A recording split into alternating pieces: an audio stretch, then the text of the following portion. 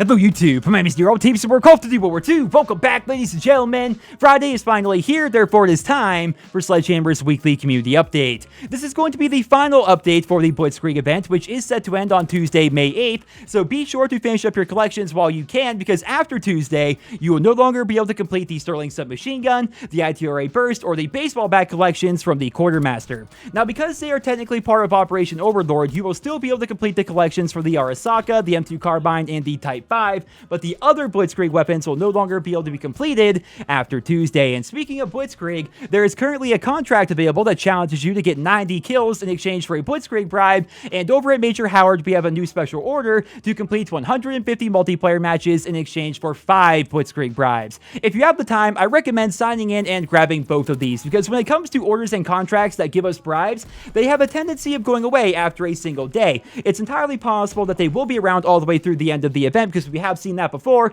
but it's better to be safe than sorry. Sign in and grab both of these. Also starting today, Sledgehammer has activated a triple-double event while playing in the Headquarters 24/7 playlist, and that will be active through the end of the event. And if you're like me, then you're wondering what's going to happen to the Headquarters multiplayer map. Like, is that also going to be going away too? Well, it turns out it's likely going to be sticking around, because in this week's update, Sledgehammer has revealed that next week there is going to be a patch that gives us leaderboard filtering, thank freaking goodness, I'm waiting for that forever, some font changes, some new orders, some new contracts, and even some Headquarters map optimizations, which makes it sound like the map is going to be altered in one way or another. Now, we all know that the Headquarters is going to be revamped to go back to normal after the event goes away, but here it sounds like they're talking about the multiplayer map, so it's looking like HQ 24/7 is going to live on after the Blitzkrieg event goes away. Speaking of things living on, let's talk about this. Ladies and gentlemen, I've waited so long to say this. Requisitions. It's going to be sticking around, but they're going to be nerfing it. So Sledgehammer has finally broke their silence, and today they have revealed that they are looking into ways to rework the Requisitions basic training so that it makes more sense and is more conducive to a good gameplay experience. That is all they've said so far. They've not given us any real details, and they're actually being quite vague here. With the way they worded that, they could be buffing Requisitions for all we know, but it really does seem like they're going to be nerfing it.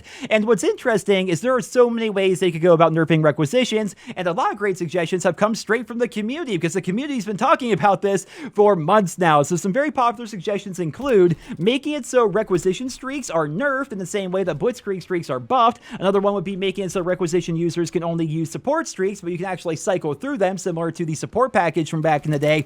Another one would be making it so the cost of the really good streaks, like paratroopers and ball turret gunner and stuff like that, is just so ludicrous like it was back in Infinite Warfare. There's a lot they can actually do with this. It's anyone's guess as to what Sledgehammer has planned, but I think we're all just kind of happy, or at least most of us are happy, that Sledgehammer has finally broke their silence and they plan to do something about the Requisitions basic training. If you are a fan of Requisitions, you can be happy in knowing that it still will be around. They're going to be keeping it in the game, but they are going to be doing something to balance it out, and we're going to just have to wait and see what they have planned for us. But going back to the community update here, we have a new page of the Drawson files for you zombie fans out there, and we also have this video that Sledgehammer put together to congratulate Smart Guy 316 and Starburst for being the first people to solve the Shadowed Throne Zombies Easter egg. There's a link to the full video down there in the description, but moving on here, let's check out the community celebration part of this week's update. First up, we have Timmy Perks and their war limerick that they wrote out, to which Sledgehammer replied with their own limerick to let us know that they will be fixing the volume levels in the war game mode that for some reason they break every other freaking update. A bomb's been planted on our ammo supply! Here we have an awesome video from Swimming Anxiety where they shoot down a recon plane followed by a paratroopers,